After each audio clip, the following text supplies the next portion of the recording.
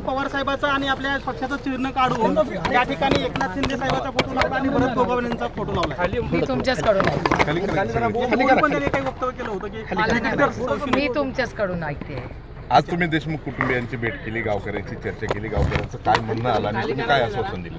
मी आश्वासन देण्यासाठी मी आधार आणि साथ देण्यासाठी आणि मी पूर्ण ताकदीने आम्ही सगळे माणुसकीच्या नात्याने या कुटुंबाबरोबर आम्ही उभे आहोत आणि महाराष्ट्रात कुठल्याही कुटुंबावर अन्याय झाला तर माणुसकीच्या नात्याने ताकदीने आम्ही त्यांच्याबरोबर उभं राहणार आहोत आणि आधीही राहिलेलो आहोत।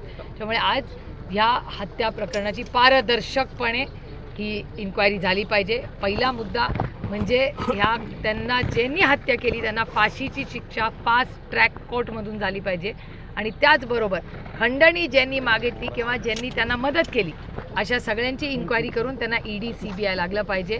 आणि कारण काय देशाचा कायदा येतो आणि CDR सगळ्यांचे फोन हे CDR सगळ्या महाराष्ट्राला सत्य हे बाहेर आलं पाहिजे आणि जे कृष्णा आंधळे मिसिंग आहेत गेले 2 महिने झाले ते सापडलेच पाहिजेत। असं कसं होईल की माणूस नुसता गायब झाला, असं शक्य तरी आहे का?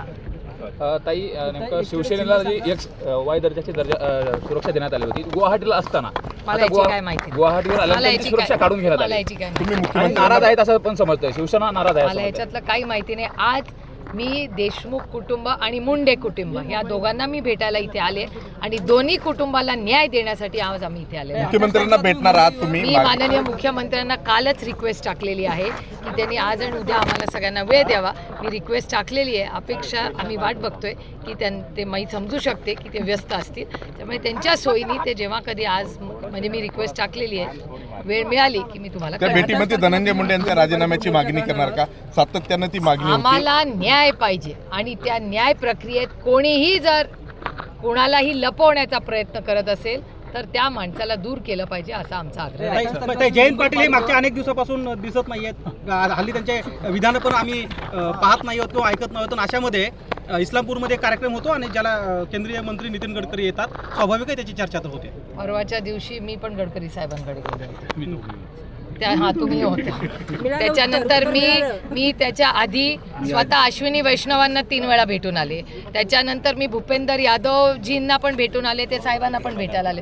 त्यामुळे आम्ही जबाबदार लोकप्रतिनिधी आहोत आणि एका सशक्त लोकशाहीमध्ये संवाद हा असलाच पाहिजे, हा आमचा आग्रह आहे। शिंदे म्हणतात की आमच्यात ते नाही मला माहिती। धन्यवाद।